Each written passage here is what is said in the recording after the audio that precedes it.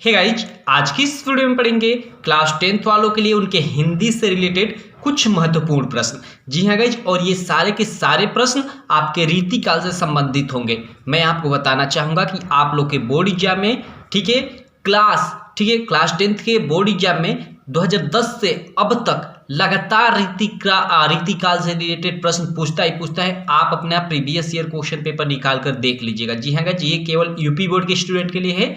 अगर आप दूसरे बोर्ड से तो आप इस वीडियो को छोड़ दीजिए, क्योंकि मैं केवल ये यूपी बोर्ड के लिए स्पेसिफिकली वीडियो है। ठीक है, तो चलिए शुरू करते हैं। वो कौन से प्रश्न है और किस प्रकार आते हैं आप लोग के बोर्ड एग्जाम में। देखिए यहाँ पे कोने में लिखा हुआ है हर साल आने वाला प्रश्न। ठीक है, हर साल आता है। तो चलिए देखिए, जो फर्स्ट प्रश्न है हम लोग का, देखिए दिया कि रीतिकाल के किन्हीं दो प्रमुख प्रवृत्तियों का उल्लेख कीजिए। ऐसा आप क्वेश्चन अपना प्रीवियस ईयर पेपर निकाल कर देखिएगा।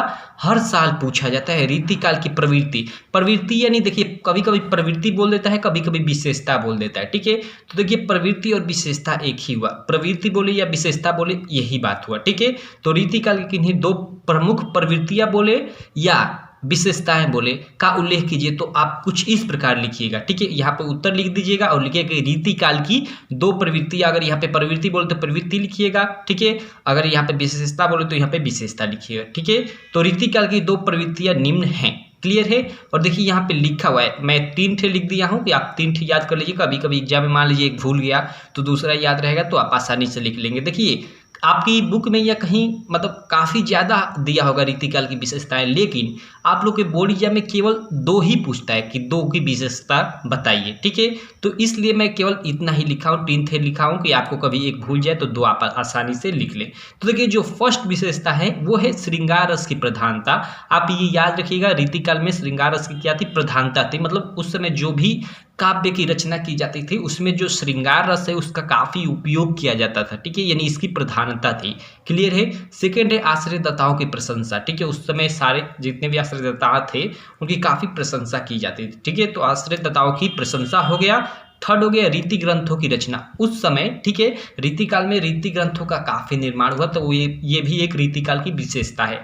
तो इस प्रकार ये 3 विशेषताएं या प्रवृत्तियां आप याद कर लीजिएगा। ये निश्चित है आप लोग के बोर्ड एग्जाम में आएगा ही आएगा। ठीक है, चलिए ये फर्स्ट प्रश्न इस प्रकार से पूछ सकता है।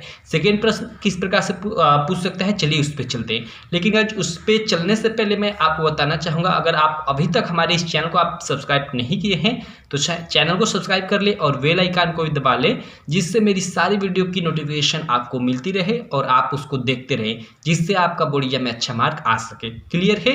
चलिए, और आप हमारी एक एप्लीकेशन है नीलेश क्लासेस। ठीक है, जिसे आप प्ले स्टोर से डाउनलोड कर सकते हैं या उसका लिंक इस वीडियो के डिस्क्रिप्शन में भी मिल जाएगा। वहाँ पे और भी आपको काफ़ी सारे स्टडी मटेरियल मिल जाएंगे, लाइक आपका सारा का सारा previous year question paper, model paper. ठीक है, उसके अलावा वहाँ अपने बोर्ड एग्जाम से रिलेटेड सब्जेक्ट का टेस्ट भी दे सकते हैं। तो आप जाइए प्ले स्टोर पे इस वीडियो को देखने के बाद और हमारी एप्लीकेशन नीलेश क्लासेस जरूर डाउनलोड कीजिएगा, या उसका लिंक इस वीडियो के डिस्क्रिप्शन में भी आपको मिल जाएगा।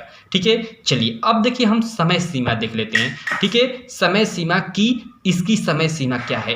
तो देखिए मैं बता दूं कि आपकी बुक के अनुसार, आपकी किताब के अनुसार, ठीक है, रीतिकाल की समय सीमा 1643 ईस्वी से, ठीक है, 1643 ईस्वी से 1843 ईस्वी तक मानी जाती है। क्लियर है। तो इस चीज को भी आप क्लियर कर लीजिएगा कि रीतिकाल की जो समय सीमा है वो 1643 ईस्वी से 1843 ईस्वी तक मानी जाती है। क्लियर।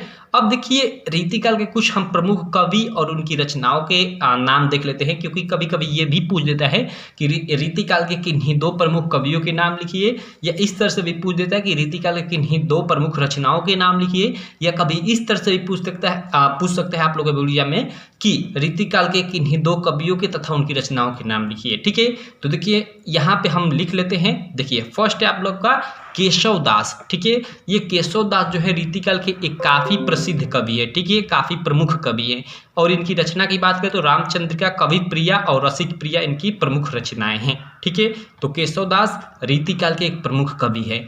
फर्स्ट। सेकेंड आप लोग के भूषण। ठीक है, भूषण जी भी रीतिकाल के काफी प्रमुख कवि है और इनकी रचना है शिवराज भूषण, काफी प्रसिद्ध रचना है। ठीक है, अब देखिए एक और है आपके बिहारी जी। ठीक है, जिन्होंने लिखा है, केवल इनकी एक ही रचना है बिहारी सतसई, जिसमें मतलब माना जाता है कि लगभग 700 दोहे स्थित है। ठीक है, यानी 700 दोहे इसमें स्थित है।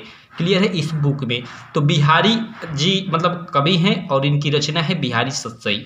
तो ये 3 प्रमुख कवि हैं रीतिकाल के और इनकी ये प्रमुख रचनाएं हुई।